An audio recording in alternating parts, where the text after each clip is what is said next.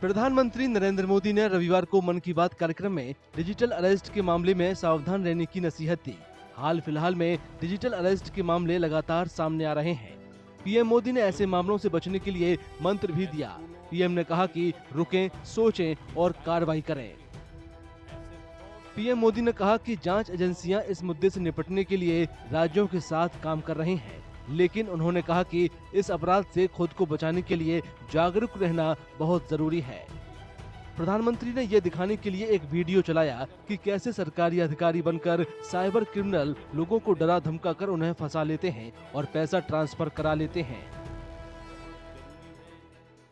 साथियों, मैं फिर कहूंगा, डिजिटल अरेस्ट जैसी कोई व्यवस्था कानून में नहीं है। ये सिर्फ फ्रॉड है, फरेब है, झूठ है, बदमाशों का गिरोह है। और जो लोग ऐसा कर रहे हैं वो समाज के दुश्मन है। डिजिटल अरेस्ट के नाम पर जो फरेब चल रहा है उससे निपटने के लिए तमाम जांच एजेंसियां राज्य सरकारों के साथ मिलकर काम कर रही है। Computer emergency response team of India यानी CERT इन ने रविवार को एक एडवाइजरी जारी कर लोगों से डिजिटल अरेस्ट के मामले में सावधान रहने की अपील की है। एडवाइजरी में ये भी बताया गया है कि आधिकारिक बातचीत के लिए व्हाट्सएप या स्काइप का इस्तेमाल सरकार के अधिकारी नहीं करते हैं। एडवाइजरी में बताया गया है कि डिजिटल अरेस्ट के मामले में फंसाने के लिए लोगों को एक फोन, ईमेल या मैसेज किया जाता है। इसमें दावा किया जाता है कि उनके नाम का एक पार्सल पकड़ा गया है जिस पर चोरी या मनी लॉन्ड्रिंग का मामला बनता है। साइबर क्रिमिनल इस मामले में तत्काल कार्रवाई न करने पर गिरफ्तारी या कानूनी कार्रवाई झेलने की धमकी देते हैं। इससे सामने वाला शख्स थोड़ा घबरा जाता है।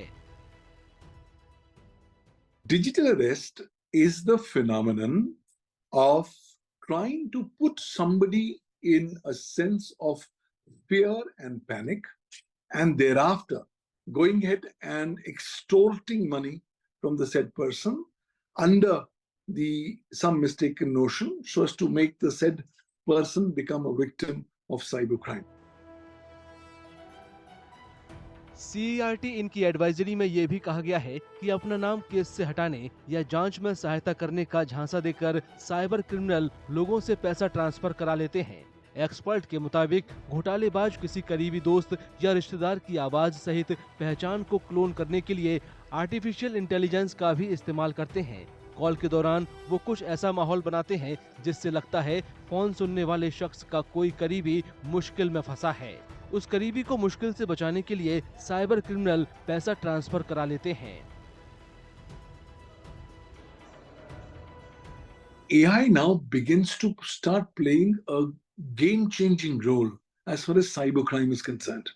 AI has come as God-sent gift to cyber criminals because AI can now be used extensively for the purposes of committing various cybercrimes, for the purposes of making people vulnerable to and target of various kinds of cybercrimes.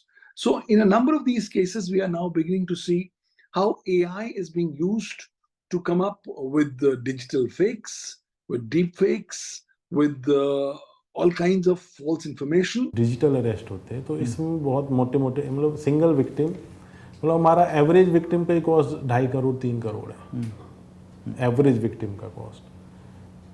तो इस साल बहुत ज़्यादा ये investment fraud और digital arrest ये अक्टूबर नवंबर से start हुआ है और अभी फुल फ्लो में है। अभी तक हमने इस साल अराउंड 180 के अराउंड अरेस्ट किए हैं, लेकिन इन केसेस की आपको एक क्रोनोलॉजी समझने की वो मतलब क्रोनोलॉजी तो नहीं, जो टेक्निकल इनका वो है, इसमें अलग अलग वर्टिकल हैं। This is going on like a proper organised industry, ये रैंडम नहीं है। CERT इनकी एडवाइजरी में अनजान कॉलर से निजी जानकारी शेयर करने से बचने की अपील की गई है। ये भी कहा गया है कि अगर कोई किसी नंबर पर UPI या नेट बैंकिंग से पैसा ट्रांसफर करने को कहता है तो ये कोई फर्जीवाड़ा हो सकता है।